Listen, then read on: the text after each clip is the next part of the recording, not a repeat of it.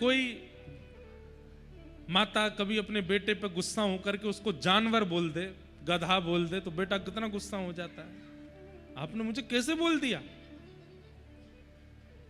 हम तो इतना ही बोल सकते हैं, माताएं तो और भी कुछ भी बोल देती हैं गुस्से में तो बोल ही देती। एक बात सुनो बच्चों जितने बैठे हो, जिन बच्चों ने कभी माता पिता की डांट नहीं खाई, जिन बच्चों ने कभी माता पिता का हाथ से कुछ पाया नहीं, समझ लेना वो बच्चा जीवन में बहुत बड़ी उपलब्धि से वंचित हो गया। और ये बात भी हम नहीं कह रहे हैं, क्रोधापि देवेन वरेण तुल्यम, श्रेष्ठ जनों का, बड़े जनों का क्रोध वरदान के समान होता है। इसलिए माता पिता आपके कभी कभी थोड़े बहुत आपको हाथ दिखा देते हैं, चिल्लाते हैं, थोड़ा बहुत कुछ कह देते हैं तो अच्छी बात।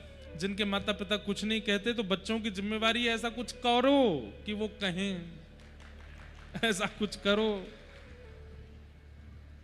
कभी महाराज माता जी भोजन बना रही हूं, बच्चों को ऐसा कुछ करना चाहिए कि भीतर से सीधा जो है चिमटा उछलता हुआ आवे।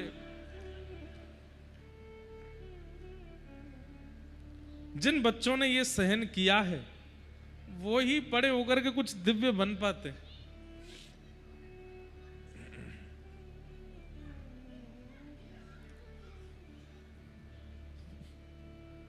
हमें हमारी माता जी की पिटाई याद आ जाती है कभी कभी। जैसे लोग बाग कभी कभी नृत्य होता है ना, अभी माता जी देख रही होंगी तो कहेंगी बता मेरी सबरी बात बता दे कथा में। लेकिन जैसे ऐसे हाथ पकड़ करके और ऐसे गोल गोल घूमते हैं ना लोग, हमारी माता जी कैसे जब उनके हाथ में हम पड़ जाते तो एक हाथ से मेरा एक हाथ पकड़ती और मैं ऐसे घूमता, वो मेरे पीछे ऐसे घूमती, और जब पड़ जाता तो एक कमर में पड़ता फिर और तेज में भागता। तो जैसे वो फुगड़ी खेलते हैं ना ऐसे गोल गोल, ऐसे माता जी एक हाथ से पकड़ के पीछे हाथ लेकर के कभी झाड़ू होती कभी कुछ होता पढ़ते। आज हमें लगता है कि हम व्यास उन्हीं की पिटाई से बने हैं। ऐसे ही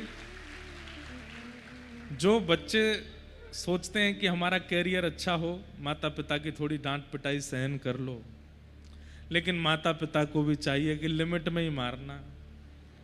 कहीं पता चली कि चला गया सतपुड़ा के जंगलों में, जटाएं जूट रख ली, बन गया शंकराचार्य महाराज, ऐसा नहीं हो। तो बड़े लोगों का क्रोध वरदान के समान होता है।